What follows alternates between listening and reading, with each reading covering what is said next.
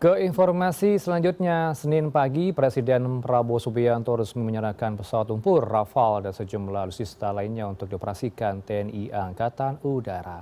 Prabowo menyebut pembangunan pertahanan semata untuk menghadapi ketidakpastian global.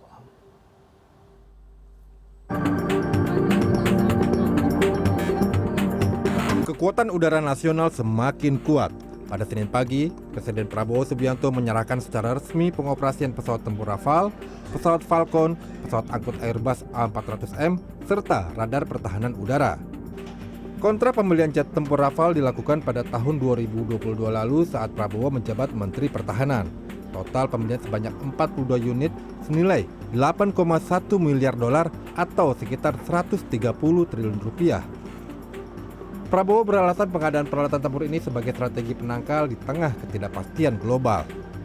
Kita tidak punya kepentingan selain untuk menjaga wilayah kita sendiri.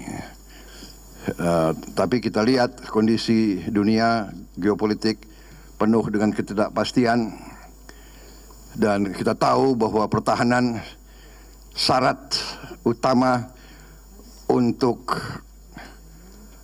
stabilitas, jaminan bahwa kita bisa berdaulat. Saat ini sudah ada 6 jet tempur Rafale yang dioperasikan Skuadron Udara 12 TNI Angkatan Udara. Penerbang berkualifikasi Rafale sudah ada 8 orang dan akan terus ditambah seiring pertambahan jumlah pesawat. Tantangan utamanya tentu adalah lompatan teknologi dari pesawat tempur sebelumnya ke pesawat tempur generasi 4,5 seperti Rafale.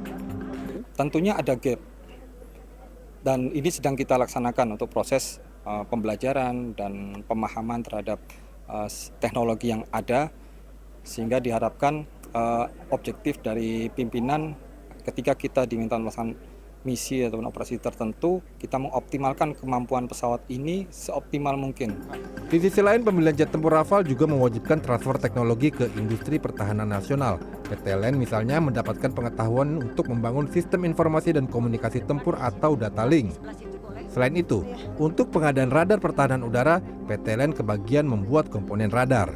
Kami mendapat offset di mana kami nantinya dapat meningkatkan kemampuan komunikasi data link yang biasanya kami yang ada di tempat kami namanya link ID hanya untuk komunikasi antar kapal perang dan juga kalau ke udaranya untuk kapal yang jenis surveillance. Dengan adanya kedatangan Rafale ini, kemampuan kami nanti akan lebih expand lagi, diperluas untuk komunikasi data link ke pesawat tempur, pesawat jenis fighter. Dalam beberapa tahun terakhir, pembelian pesawat tempur dan sejumlah persenjataan lainnya memang meningkat tajam. Namun, negara juga harus bisa mengambil keuntungan dari pengadaan berbagai persenjataan itu dengan skema transfer teknologi, imbal dagang, dan lainnya. Dan yang terpenting, persenjataan yang dibeli bisa beroperasi secara maksimal.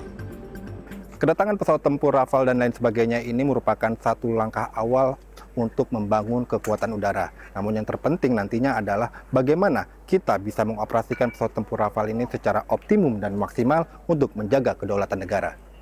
Eon Hermawan, Dwi Ari, Jakarta.